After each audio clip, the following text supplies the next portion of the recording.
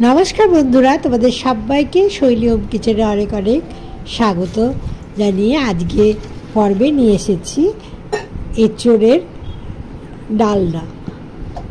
एचोर केटे निয়েছি এখন खूब भालो करे एचोर जल दिए धुए निये नुन हलुद दिए कुकारे सिद्ध करे नेब। कुकारे जल गरम करे एचोर दिलाम और दुटी आलू दु बड़ बड़ टुकरो करे দিয়ে দিলাম। এগুলি 4টে হুইসেল বাজিয়ে আমি সিদ্ধ করে নেব আর এদিকে একটি মশলা তৈরি করে নেব।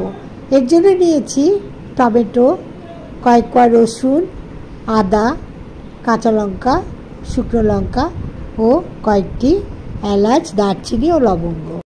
কড়াইয়ে তেল গরম করে 1 চামচ সাদা জিরে দিলাম।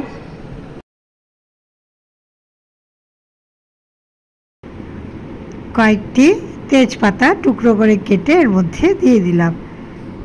জিরে এবং তেজপাতা ভেজে নিয়ে এর মধ্যে 1 চামচ হিং দিয়ে দিলাম।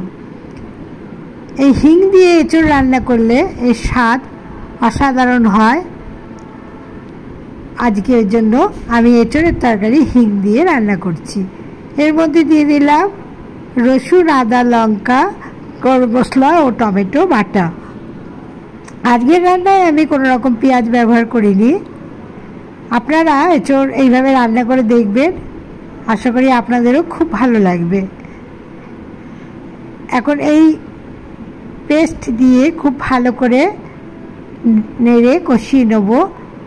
এর মধ্যে দিয়ে দিলাম স্বাদ মতো লঙ্কার গুঁড়ো, 1 চামচ জিরে গুঁড়ো, 1 চামচ ধনে গুঁড়ো ও পরিমাণ মতো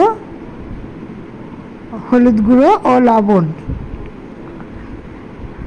সমস্ত উপকরণ খুব ভালো করে নেড়ে নেড়ে কষিয়ে নেব।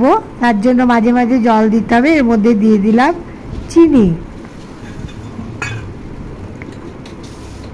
চিনিও আপনারা আপনাদের স্বাদ মতো দেবেন।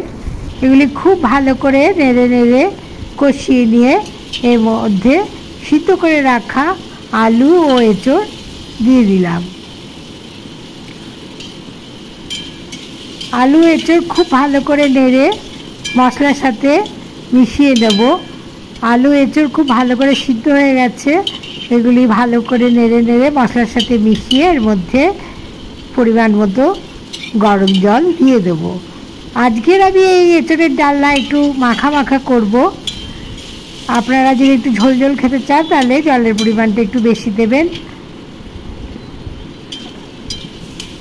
খুব ভালো করে নেড়ে নেড়ে মিশিয়ে নিলাম।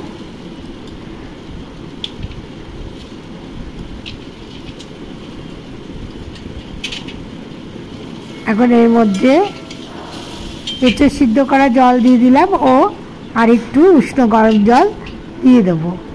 দিয়ে 5 মিনিট রান্না করে নেব। মিডিয়াম ফ্লেমে রান্না করতে হবে। নিয়ে নামিয়ে পরিবেশন করে নেব।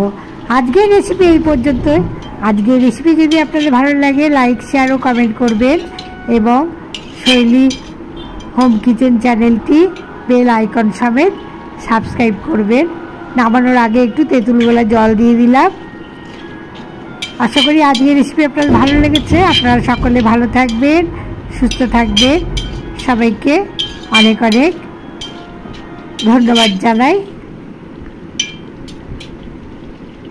দেখুন আজকে আমার এঁচোড়ের ডালনা হয়ে গেছে। নামানোর আগে একটু ঘি দিয়ে নামিয়ে গরম গরম ভাতের সাথে পরিবেশন করলাম। গরম ভাতে বা রুটির সাথে এই এঁচোড়ের তরকারি খেতে অসাধারণ লাগে।